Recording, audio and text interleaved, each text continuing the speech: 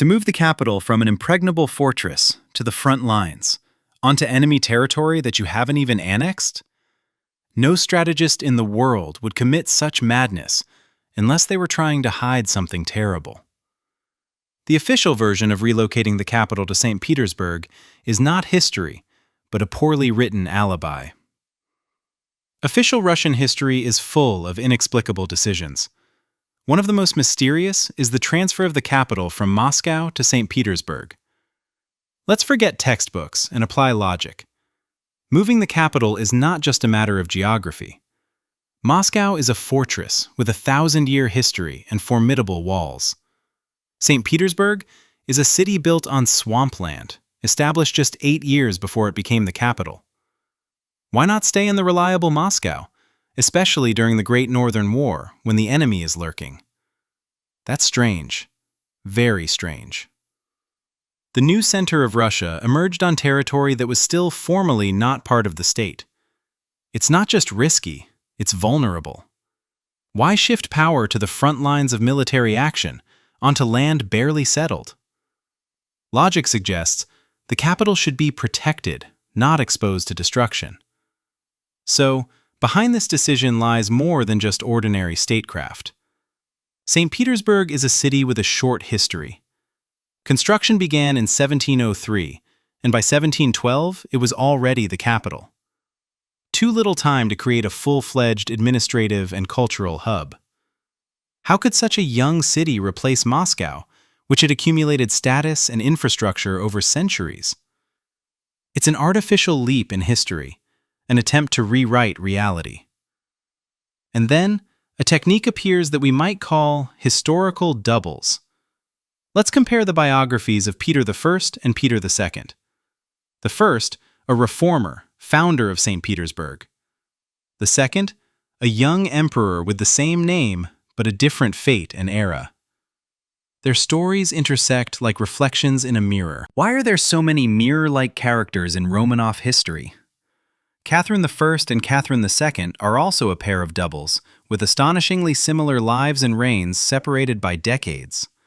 Coincidence? Or part of a deeper system? A system that could use a chronological shift, a tool to manipulate time in chronicles and documents. If the chronology is distorted, much becomes clearer. The transfer of the capital, the youth of St. Petersburg, recurring names and destinies, all are traces of a great falsification. Then the question is not why it happened, but who and why did they do it? Why risk the state by moving the seat of power to the swamp, if not to hide something important? Why is history full of mirror characters, as if someone consciously repeated the same plots? These are no coincidences. They are clues, urging us to doubt the official version. In the end, we face a paradox. Logic says one thing, official history another. If it's not a mistake, then there's a plan behind it. The simple question is, are we ready to believe that Russian history is not a chain of events, but a carefully orchestrated game with time and personalities? Or is it time to look for answers where no one else has looked? Imagine an ideal fortress with multiple layers of defenses. This is Moscow at the beginning of the 18th century. Now, picture the head of state, amid a war, deciding to abandon it and move closer to the front lines. It sounds absurd. Moscow then was not just a city. It was a complex defensive system built over centuries. Several concentric rings of fortifications, moats, walls, and bastions formed a mighty shield protecting the heart of the nation. The outer perimeter, the so-called Golden Ring, served as the first barrier against enemies. Its fortifications and strategically important towns created a buffer zone, allowing early detection and stopping an invasion before it reached the city.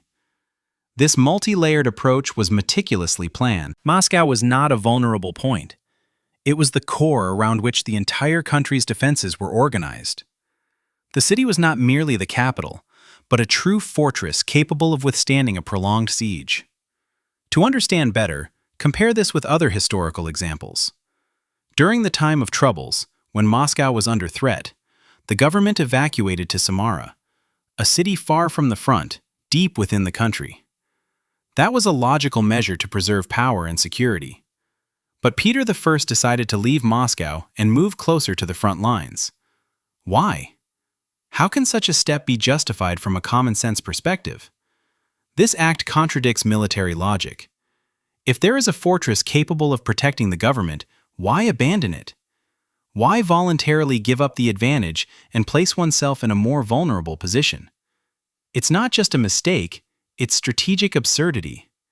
Can we imagine a ruler, concerned with the safety of the state, making a decision that jeopardizes the entire defensive system? Peter I, it seems, acted against logic. His decision broke the principles of military strategy and appeared as deliberate sabotage. Abandoning Moscow in the midst of war was not just risky, it was madness, casting doubt on the true motives of the ruler. The question remains, if Moscow was such a well-defended center, why was it abandoned? What could have been more important than security and stability? And how did such a decision not lead to catastrophe? This situation prompts us to wonder, was there a hidden meaning behind this act that we have yet to understand? We are told a story of an incredible construction project. Over 8 years, on a swamp, under enemy fire, an entire capital city was built. But what if this is not a heroic feat, but a beautiful legend hiding the truth? The official history states, St. Petersburg was founded in 1703, and in 1712, the capital was moved there from Moscow. Only 8, at most 9 years. In that time, supposedly on the marshes, amid war, an entire imperial city grew, a capital of an empire. It sounds impressive, but how realistic is it? Let's compare this with the construction of significant buildings of that era. The Church of St. Isaac's took nearly 40 years to build. 4 decades, and that was just one cathedral. And here we have an entire city with streets, palaces, fortresses, canals. How could this be possible in 4 or 5 times less time?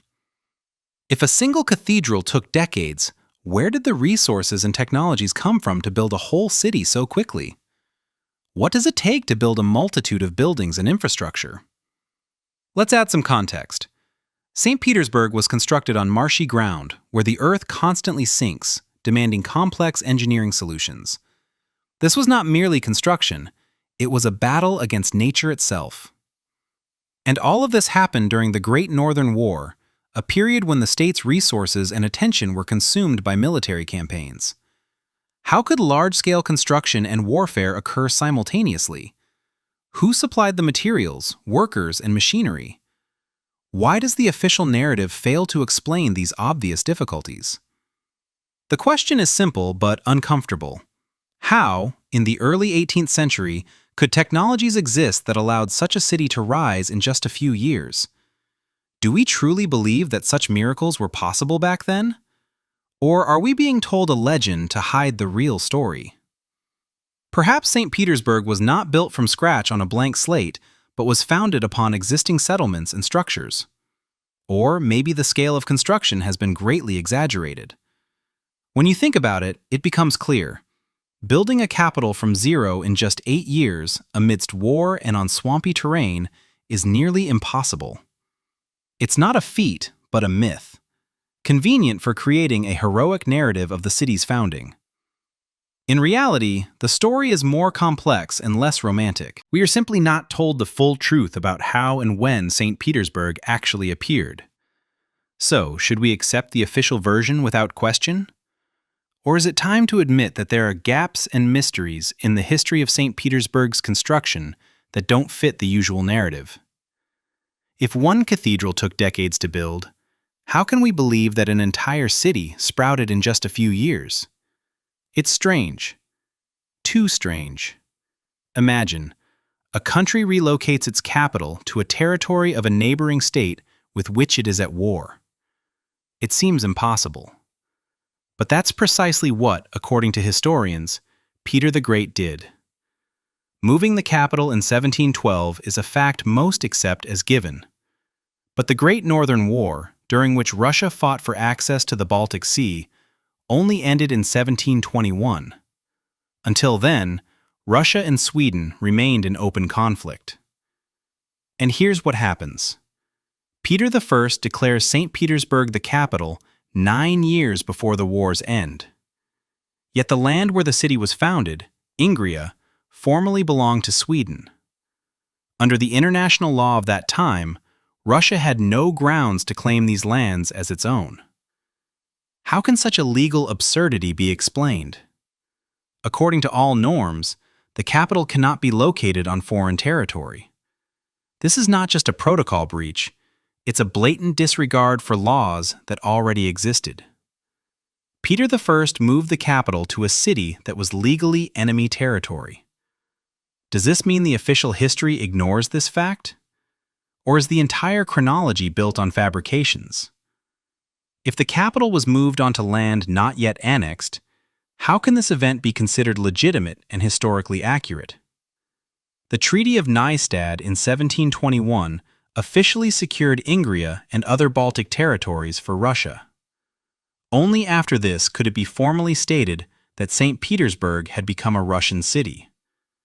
But Peter I did this long before signing the treaty. It turns out that legally, the capital of Russia in 1712 was located on enemy territory. This fact creates the impression of a legal farce. The war was not over. No treaties had been signed, and yet the capital had already been moved. It's like if today a country declared its capital to be a city on the territory of a neighbor with whom it is in conflict. An absurdity that is difficult to explain from the standpoint of law and common sense. Why do historians not pay attention to this? Perhaps because acknowledging this detail would shatter the familiar narrative of events. If we admit that Peter I moved the capital onto foreign land, then the entire official chronology demands revision. Could this fact be the most convincing evidence that official history is a carefully crafted legend? In the end, we face a paradox. The country's capital, according to the official version, was relocated to a city legally belonging to the enemy. This is not an error or oversight. It's a fundamental rupture between reality and the official story. It is this gap that prompts doubt about everything we are told regarding the beginning of a new era in Russian history. All discrepancies become clear if we accept one simple idea. The city was not built from scratch. It was taken back from its previous owners. If the city was not built but reclaimed, that changes everything. Petersburg ceases to be Petro's creation and instead becomes a legacy he merely appropriated and renamed. Imagine, not the founder, but a restorer or conqueror, someone who took what was not theirs and declared it their own. The idea seems incredible, but just look at the historical maps. By the 18th century, a city with developed infrastructure is marked at the site of Petersburg. It's not just a settlement, it's a major populated area that existed long before Peter. Why does official history ignore these evidence? What if Peter simply legalized and renamed what was already there? The name St. Petersburg is not so transparent either. The common explanation is that it's in honor of the Apostle Peter. But St. Petersburg can be translated as Holy Stone City. It's not just a name, but a code hiding the true nature of the place. Stone, a symbol of durability and eternity, and Berg, a city, fortress. Perhaps it's not a tribute to the saint, but an encrypted acknowledgement of an ancient stone city that existed before Peter? If so, then Peter was not an explorer, but someone who appropriated someone else's legacy, much like Columbus with America. Columbus did not discover a new continent, but claimed rights to already inhabited lands. Similarly, Petersburg is not a new creation, but a renaming and legalization of an old city. Why do we still consider Peter the sole founder? The question is simple but uncomfortable. What if the official version is a cover-up? If Peter was not a builder but a conqueror or restorer, why hide the true history? Perhaps it was advantageous to present the city as a new development, a symbol of a new Russia, rather than as a legacy taken from previous owners. And here arises another question. Could the city's name itself be the key to the secret? If it indeed means Holy Stone City, what does this say about pre-Petrine St. Petersburg? What if we see a name but do not understand the meaning embedded within it? It is not just a word, it is a cipher that remained misunderstood for a long time. In the end, all these facts come together to form one picture. Petersburg is not the product of Peter I's engineering genius, but a city with a history that stretches far into the past. Peter merely legitimized and renamed it, turning it into a symbol of a new era. But what kind of era is that if its foundation is someone else's legacy? Should we continue to believe in the legend of the builder of the city? Or is it time to admit that Petersburg is not a new creation, but an old city, reclaimed and renamed? The questions linger, and they do not rest. If we accept this hypothesis, much of the history of Petersburg and Russia must be reconsidered from scratch. Historians claim that before Peter, there were only swamps here, but maps from the 16th to 17th centuries tell a different story.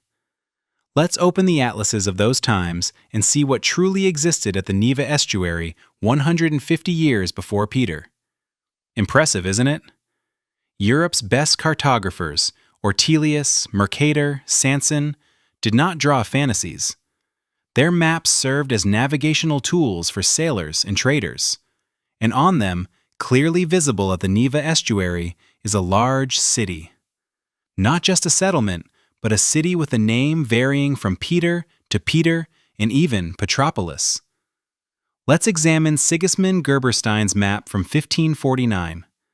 This diplomat and traveler meticulously documented geography, and his map shows a city at the Neva estuary, not swamps or wasteland. If that's the case, why does official history claim there was nothing but marshes until the 18th century?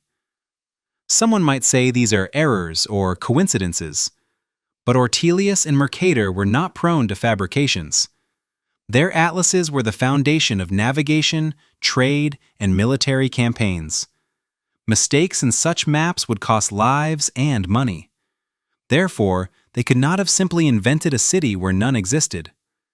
So why do historians ignore these pieces of evidence? If the city did not exist before Peter, then what did Europe's top cartographers depict for 150 years? Why do these works feature names like Peter, Petropolis? It's no coincidence. It's a challenge to the official version. One might suggest that the maps are forged or erroneous, but then the question arises, who and why would deceive European sailors and diplomats?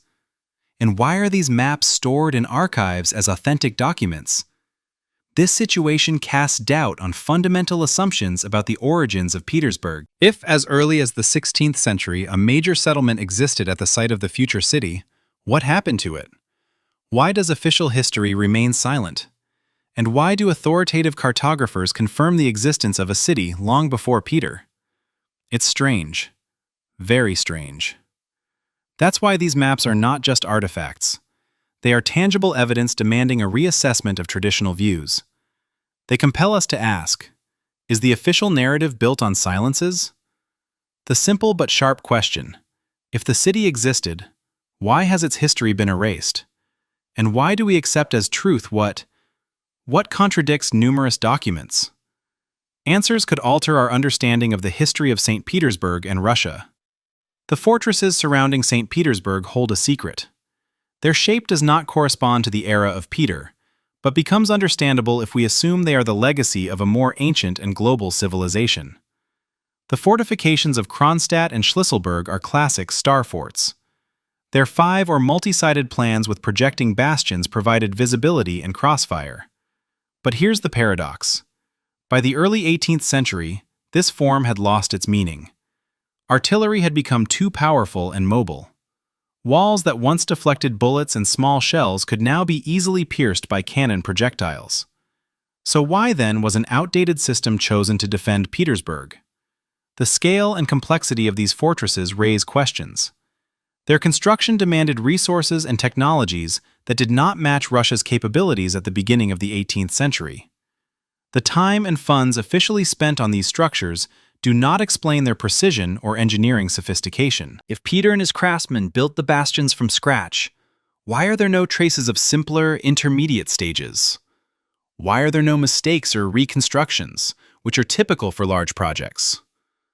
Looking more broadly, similar star forts are found worldwide, in Malta, North America, Western Europe. Nearly identical structures seem copied from the same blueprint. This is no coincidence. These fortresses are part of a global network, created according to a single standard. But who and when could have built such a system? And why are there no clear historical records of its creators? Considering these facts, a hypothesis arises.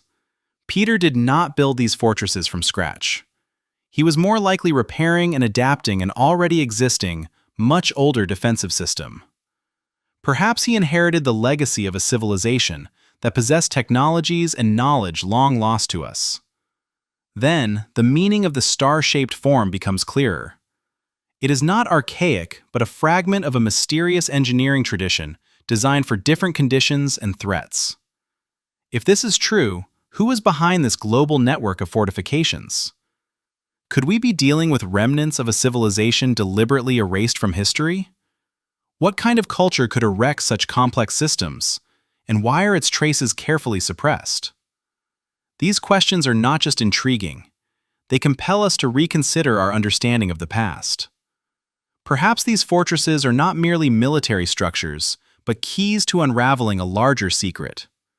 A secret that extends far beyond Russia and roots deep into antiquity. If we accept that history is not as straightforward as it has been presented to us, we must wonder, how many more star-shaped mysteries are hidden beneath the layers of time, waiting for their moment? We seek traces of an ancient city on maps, but the most compelling evidence lies beneath our feet.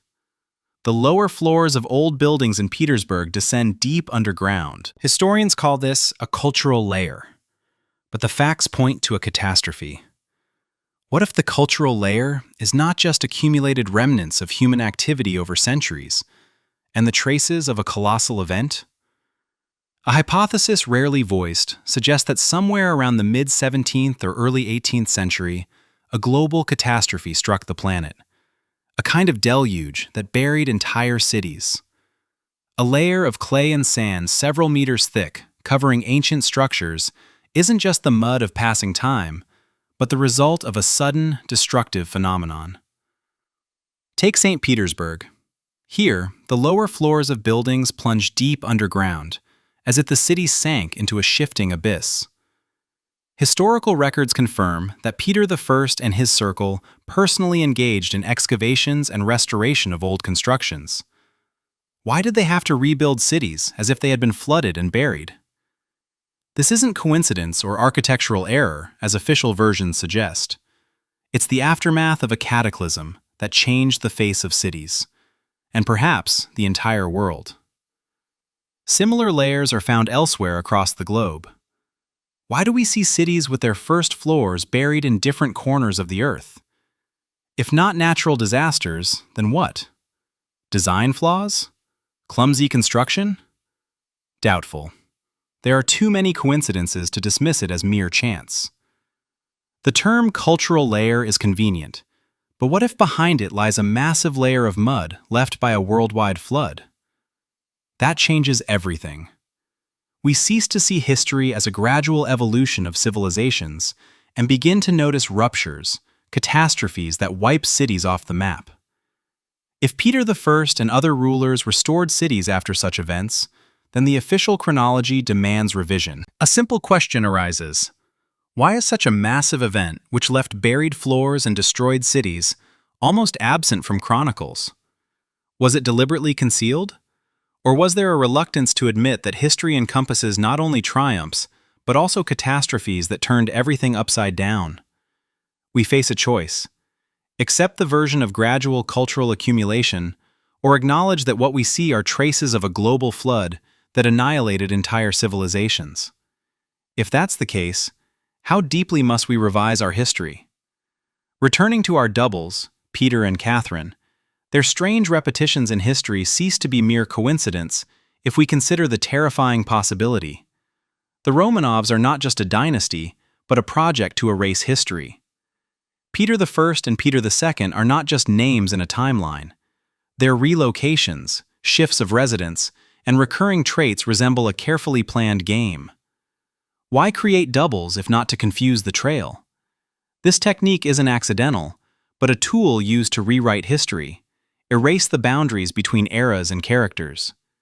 Here we encounter a chronological shift, when the same events and people seem to be duplicated, repeated with slight variations, creating the illusion of a sequence that doesn't truly exist. Why do chronicles feature identical names and deeds, as if someone intentionally fragments time into fake segments? If history isn't a chain, but a web of parallel lines, then the official timeline becomes a spectacle with actors replaced. In this play, the Romanovs are not legitimate rulers, but an occupying administration. After the catastrophe that shattered the old world, they were entrusted with a single task: to erase the memory of the past. Tartary, its achievements, its culture, everything must vanish from the people's consciousness, wiped out like an unwanted scene in a film.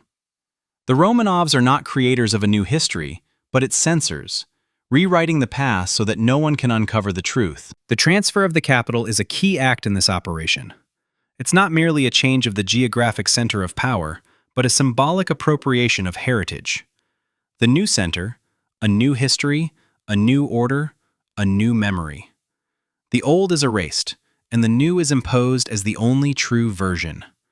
Whoever controls the capital controls the people's memory. Moving the capital is not an administrative decision, but an act of historical violence. If the rulers mimic each other, if the same names and events recur with decades in between, can we trust the official chronology? Doesn't this give the impression that all of Russian history under the Romanovs is a special operation to erase memory, to destroy traces of the former world? What if historical truth is a carefully constructed lie, concealing the catastrophe and replacing the heritage? The question is simple, but the answer changes everything.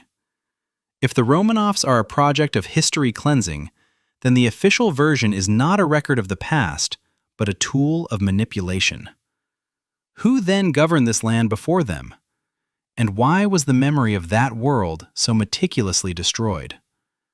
This is not just the history of a dynasty. It's the story of betrayal, concealment, and rewriting of an entire civilization's fate. Erasing the memory of a civilization can be done by blowing up its cities, or more simply, by changing names. What secrets do the names of our two capitals hold? Moscow is not just a word, but a key to an ancient history far deeper than commonly believed. Its roots go back to the biblical name Moshiach from the Old Testament. Why is this important? Because it links the city to eras and meanings predating the official chronicles. If Moscow is the memory of long-forgotten civilizations, what do we lose when these names disappear? Compare it with St. Petersburg. This name is a recent creation, forged in the era of Peter I to emphasize a new chapter for the country. Petersburg is a symbol of modernization, westernization, and a break from the past. Why erase old names if it was possible simply to add new ones? Why, in the 17th century, when the country was still called Muscovy, did they begin deliberately changing toponyms? Before the 17th century, the territory now called Russia was called Muscovy. This is not just a geographical term, but a mark of identity, linking the people to their roots. Yet gradually, the old names vanished, replaced by new ones. This is no accident, but a systematic effort to rewrite memory. Replacing Muscovy with Russia and Moscow with new names, the authorities changed not only maps, but consciousness itself. Can we imagine a more subtle way to falsify history? Destroying cities is an external and visible act, but changing names is an internal act. It destroys the inner code, erases the connection with ancestors. To make us forget who we truly are. How many ancient names and meanings have been erased from the map of the country so that we cannot read our history without distortion? What does the name Moscow, rooted in biblical times, tell us. It bears witness to a civilization that official history prefers to ignore. When we lose these names, we lose our memory of ourselves. The true loss is not in the destroyed buildings, but in the severed connection to the past. The question remains, how many such names have been erased, how many meanings lost, in order to rewrite history to serve those in power? The renaming of places is not merely a linguistic process, but a tool for controlling memory and identity. If we do not ask these questions, we risk losing forever what makes us who we are. So let us piece together the puzzle: the relocation of the capital, twin rulers, star fortresses, and buried cities. We face not just deception, but a complete reboot of human history that has occurred quite recently. Moving the capital is not just a geographical fact, it is a symbol, a political and ideological act. On the ruins of the old world, shattered by catastrophe, a new authority arose. It needed to cement its right to rule. The relocation of the capital became a sign of legitimacy. The old has died, the new begins here and now. But who was behind this new beginning? Peter I, often regarded as the founder of St. Petersburg and a reformer of Russia, did not create the city from scratch. He merely led the exploration and discovery of a city long forgotten, buried beneath layers of time. St. Petersburg is not the product of one man's ambitions, but a restored fragment of an ancient civilization, deliberately erased from memory. This process of renewal and concealment of truth was not limited to Russia. Worldwide, new dynasties and ruling elites concealed traces of a global catastrophe, erased old maps, and rewrote history. They crafted legends to replace reality, so that no one would learn the true scale of destruction and rebooting. This was not restoration, but a systematic effort to create a new world order. Moscow, in this scheme, is a symbol of the old world, what remains of Tartary. Its architecture, layout, and location bear the imprint of a civilization destroyed and forgotten. St. Petersburg symbolizes a new era, a new dynasty, the Romanovs, and a new order and rules. The relocation of the capital was not merely a change of address, but a shift of epoch, a paradigm shift. If we accept this logic, our history, whose authenticity we have been accustomed to trust, begins only 300 to 400 years ago. Everything before that is either fiction or hidden truth. This is not a revision of dates, but a complete reset of human history, kept secret behind sealed lips. And the key question: if the relocation of the capital is a lie, if Peter I is not the founder but a restorer of a forgotten city, then what else that we consider factual is just a fabrication? How solid is our worldview if one of its main pillars is a fake? If the foundation is shaky, does the entire structure not risk collapsing? We stand on the brink of understanding. History is not merely a chain of events, but a carefully constructed myth. This myth serves not only to explain the past, but also to control the present and the future. What if the New World Order, established after the catastrophe, still rules over us through this lie? The questions remain, and the answers compel us to view the familiar from a new, cold, and unsettling perspective. We are not simply dealing with the mistakes of chroniclers, but with the systemic falsification of the planet's scale. We live in a world with stolen memory, where great cities are attributed to accidental kings. Subscribe to my channel. Don't forget to click the bell so you won't miss new investigations. Many mysteries and discoveries lie ahead. We will continue to seek clues, ask uncomfortable questions, and explore what official science tends to overlook. Because the truth is